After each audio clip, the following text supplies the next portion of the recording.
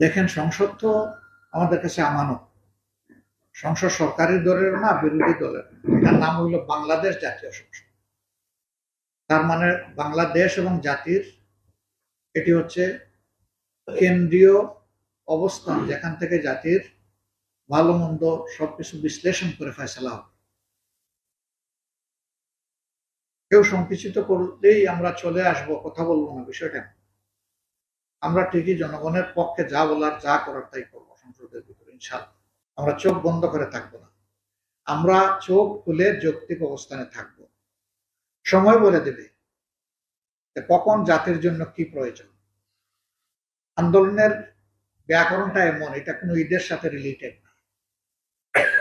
আন্দোলনের ব্যাকরণটা হলো বাস্তবতার সাথে রিলেটেড। বাস্তবতা যখন আন্দোলন করার জন্য আপনাকে উৎসাহিত করবে, দায়িত্ব দিবে, তখন আপনাকে আন্দোলন করতে হবে। এটা কোনো মানে অনুষ্ঠান পার্বণ এগুলোর সাথে এটার কোনো সম্পর্ক নেই। তবে হ্যাঁ, এগুলো ম্যাটার করে দেশে। আমি বললাম না যে আমরা রমজান হওয়ার কারণে আমরা কিছু কাজ করতে পারতাম, কিন্তু জন দুর্ভোগ বিবেচনায় রমজানে বিশেষ করে অস্বস্তিকর পরিবেশ হোক, এটা আমরা চাই।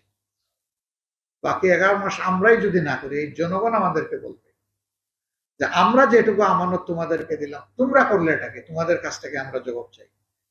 তখন আমাদের উত্তরটা কি হবে? আমাদের বিবেকের কাছে আমাদের উত্তরটা কি? এই জন্য আমরা ইনশাল্লাহ সময়ের কাজটা সময়ে যাতে করতে পারি, দোয়া করবেন। আর সরকার যদি সুন্দরভাবে জন আকাঙ্ক্ষাকে ধারণ করে তারা চলে, 5 বছরের ম্যান্ডেট তারা পেয়েছে, তারা চালাবে। কিন্তু তারাই যদি তাদের কর্মকাণ্ডের কারণে প্রমাণ করেন যে 5 বছর চালানোর জন্য সেই প্রস্তুতি তাদের নাই, তখন জনগণ বিবেচনা করবে। দুইটা বিষয়, একটা হলো কূটনীতিক যারা এসেছিলেন ঈদের শুভেচ্ছা বিনিময় করতে, ওই দিন আসলে এই ধরনের কোনো পরিবেশ থাকেও না।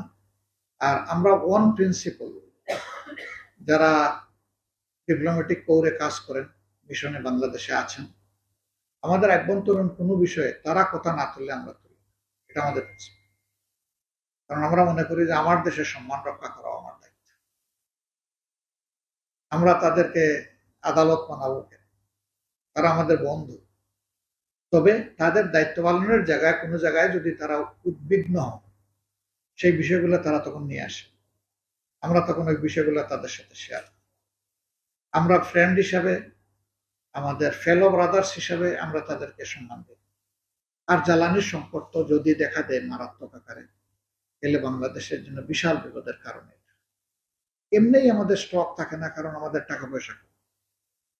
তার উপরে যদি আবার অয়েল প্রাইস যেভাবে এখন হাইকে চলে গেছে, আরো যদি যায় বা এটাই যদি থাকে, তাহলে আমাদের কি হবে?